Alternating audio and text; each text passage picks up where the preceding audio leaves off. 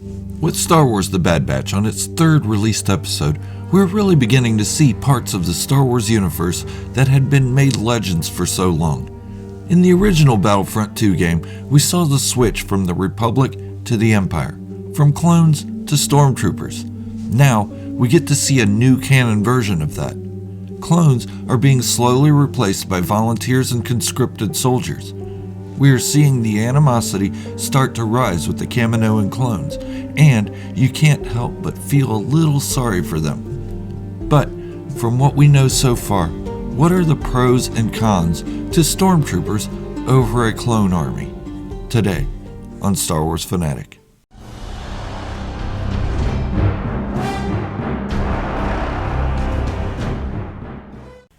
If you're new to the channel or haven't made the commitment yet, go on and hit the subscribe button to turn on notifications to stay up to date on all of my Star Wars discussions, theories, and fanfictions. With stormtroopers, or at the very least death troopers, making their way into the newly formed Empire, it's easy to think back to the clone army. I'll try not to make this a video that rehashes what others have said about this issue. I try to think a little differently, so I don't just repeat what others have said, but I will be discussing my thoughts on the differences, the pros, and the cons of stormtroopers versus a clone army. I know this topic has been gone over in the past, but I tend to disagree with some of the assessments I've heard. Stormtroopers, the all-white armor, the skull-like face, and the lack of individualism in their units were the first form of an organized state-sanctioned army we saw in Star Wars. The clones were then introduced in Attack of the Clones and further developed in Revenge of the Sith, then the Clone Wars animated series. They too had a white armor, skull-like face shields, and were state-sanctioned. But the differences couldn't be more evident. The Stormtrooper Corps was made up of conscripts and volunteers of regular citizens throughout the galaxy. The clones were just that, clones. All made in a lab from a single donor, Jango Fett. They were all raised and trained in the Kamino training facilities until they were ready to be pressed into service. Stormtroopers were trained as well, but they were not raised to be soldiers, at least not in the original trilogy. So their training was different. One group from birth and the other group would be trained at whatever age they joined the service. But let's look at the appearance. Yes, both had white armor, but what about beneath the helmets? Stormtroopers were humans of all walks of life and nationalities. They had different faces, however, clones shared the same face. On the outside, stormtroopers, aside from the off-branches such as scout troopers, death troopers, and so on, were identical in every way. There were no individualistic markings on their uniforms. Now, let's look at the clones. Under the armor, they had the same face. They were identical from birth throughout adulthood, other than minor changes they might have done like dyed their hair or get a tattoo. Yet their armor was personalized. Each clone had a little freedom of how he marked his armor. For example, Rex, Fives, Cody, Wolf, and so on. So stormtroopers were trying to look identical when they weren't born that way, and clones were trying to look like individuals but were born identical. I found that interesting to preface this video with. Now, let's move on to the reasons the clones may be better than stormtroopers or vice versa. The first thing I will point out is the budget factor. The Republic seemed to have more money. It was easy to have a stockpile of it when there were peace and no paid army for many years. They had no military and relied on the Jedi to help keep the peace. So even before the Clone Wars started, they had an abundance of credits. Not to mention, the Moon banking clan was helping fund both sides of the war. Yet, when the Empire rose, a lot of their funds were depleted due to the cost of the Clone Wars. Clones were expensive, and the Kaminoans had the monopoly on it. Yes, the Empire built 2 Death Stars, and prime troops should have come first, but Emperor Palpatine was really into bigger weapons.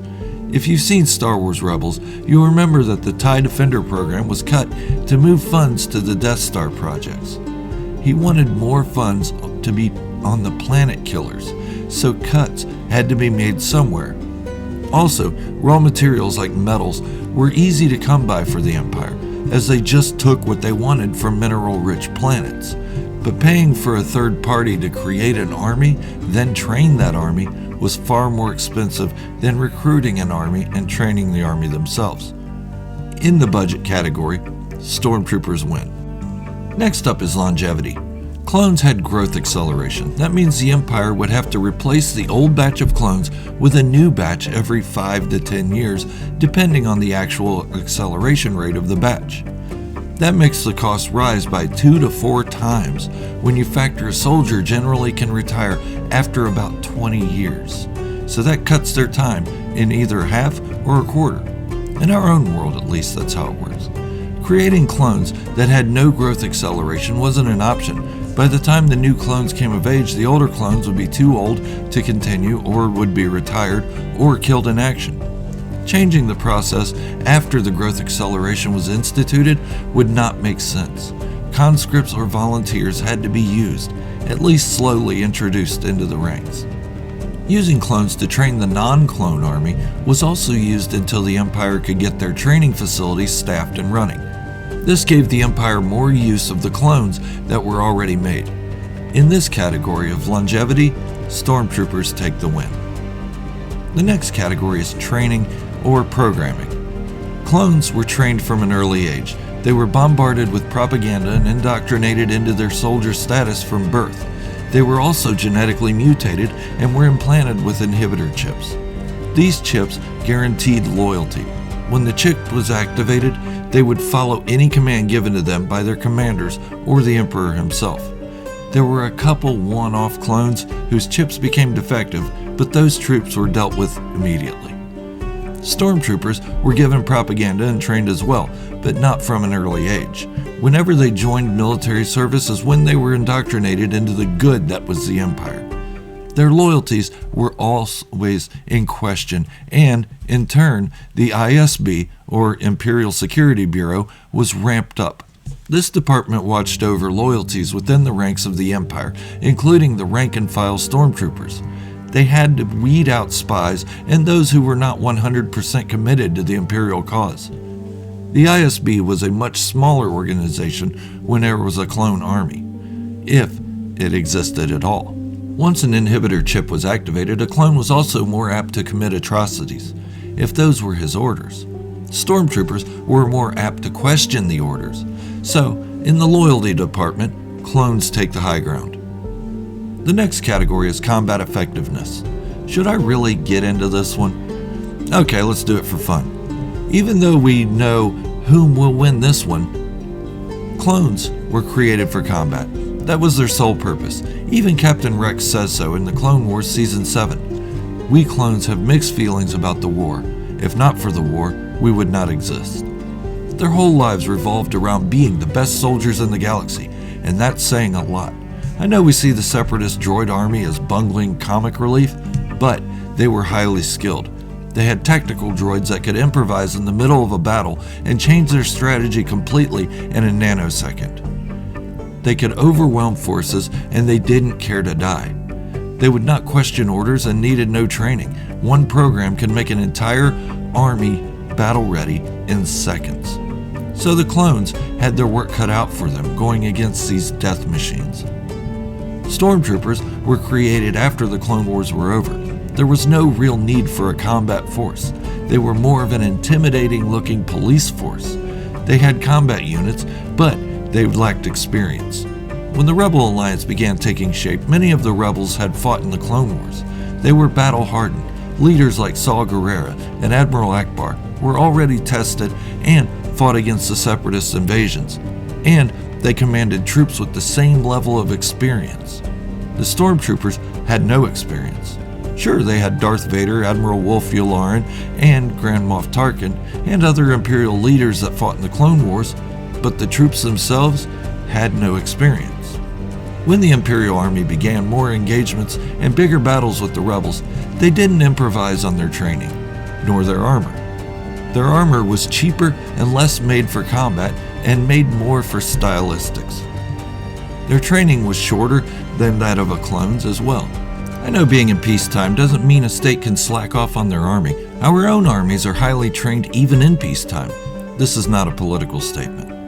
So, in the category of combat effectiveness, Even though they were formed for different purposes, the winner is the clone army.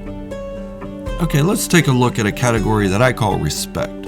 Respect within the ranks of the two armies and how they are seen by others. In the ranks of the clone army, it's easy to see that they win this category. They called each other brother and they fought for the man beside them.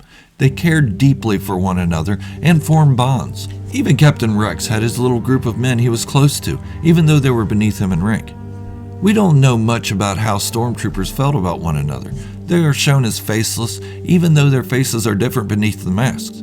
Maybe we need a movie or novel on this subject. A stormtrooper's inside perspective would be so cool. So, for that portion, at least for now, the clones win again. But let's look at how the public viewed them. Clones were seen as faceless, mindless fighters by the general public. The only ones who really got to know them were their Jedi generals and commanders. They were an elite army that no one could just join out of patriotism. You had to be created into this army. However, the stormtroopers were everyday people. Any human could join the ranks, and there was a certain amount of pride in being a stormtrooper. There was glamour in it. It included the population in the army. That's something the Republic had not done. If a stormtrooper went out for a night on the town, he or she was not recognized without their armor, and they wouldn't be bothered. If a clone trooper went out, they would generally stick to places that clones would frequent. When out of uniform, they were still recognized. In the category of respect, I think it's about 50-50. When it comes to battle, you want the respect of the soldier next to you. You want to know he or she has your back. In times of crisis, an average citizen's opinion of you doesn't matter. And the clones definitely have that. The clones were not seen as an occupying force until the very end of the Clone Wars. The stormtroopers were seen as an occupying force almost from their inception. But I give them a 50% on this one because we don't know how much the trooper next to them respected each other. But we do know it was a bit glamorous to join the ranks. It made citizens feel like they were being included by their government. So the psychological aspect of the populace goes to the stormtroopers, where the brotherhood goes to the clone army. All in all, my vote goes for clones. Had they not used growth acceleration, the clones could have been a perfect army. There is the problem of the third-party Kaminoan cloners.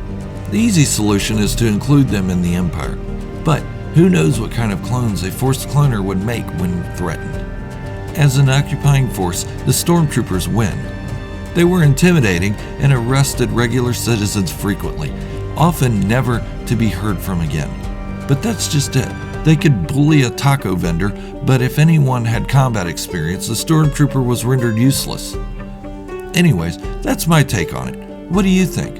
Which army do you prefer? Let me know in the comments below. I'd love to hear from you. And if you're new to the channel, please don't forget to hit the subscribe button and turn on notifications to stay up to date on all of my Boba Fett, Bad Batch, and general Star Wars topics, discussions, and theories. Go on and like and share the video as well. Let's see if we can hit 500 views with this one. Thank you for watching, and remember, this is the way. The only way.